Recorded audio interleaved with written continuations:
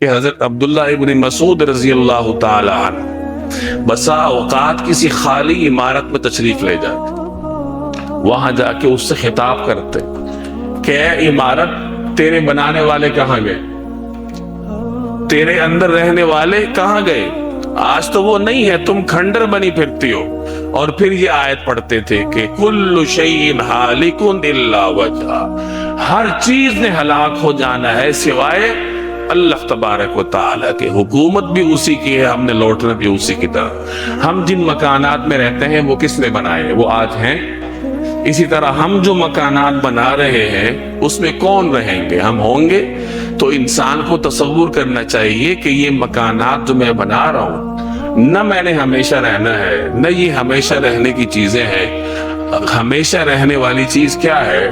آپ کا عمل ہے، جو کہ جنت میں آپ کا ساتھ دے گا، اللہ کی بارگاہ میں آپ کو سرخرو کروائے گا۔